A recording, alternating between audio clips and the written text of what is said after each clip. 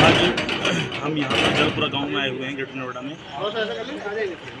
दीदी प्रियंका गांधी जी के ट्वीट पर यहाँ सभी कार्यकर्ता, सभी पदाधिकारी कांग्रेस के आए हुए हैं। जैसे कि हम देखते हैं और सोचते हैं, सभी लोग बताते हैं कि लाखों करोड़ रुपया आता है गौशाला में गाय की रक्षा करने के लिए, लेकिन आज तुम देख सकते हो, हमने अंदर जाकर देखा, एक भी गाय का, एक भी किसी भी छोटी गाय के बच्चे भी हैं, कोई पानी का इंतज़ाम नहीं है, ना कोई इलाज का इंतज़ाम है। डॉक्टर से हमने पूछा एक गाय स्वास्थ्य दिखा दीजिए, तो उनके पास कोई जवाब नहीं था।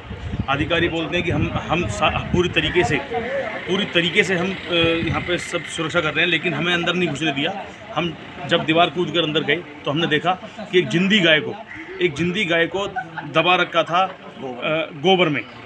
जाकर जब हमने निकालने की कोशिश करी तो अचानक भाग कर आए सभी कर्मचारी और कहने लगे कि ये गाय यहाँ पड़ी है, दवा नहीं रखी है, दवाई नहीं है, हमने गिरी हुई है। लेकिन वो गाय दबा रखी थी उन लोगों ने। अगर उस गाय को हम आज ना निकलवाते तो शायद वो भी मर जाती। ऐसी पता नहीं कितनी सैकड़ों गाय, यहाँ के गांव के लोगों का तो ये कहना है कि हज़ारों गाय, गांव के लोगों का कहना है कि हज़ारों गाय डेली मतलब कि दवाई जा चुकी हैं अब तक इस गौशाला में। मुझे लगता है ये गौशाला है कब्रिस्तान बना रखा है गाय का। तो मैं आशा करता हूँ, उम्मीद करता हूँ हमारे जितने भी कांग्रेस के लीडर हैं सभी इसकी आवाज़ बुलंदी से उठाएं और ऊपर तक पहुँचाएं।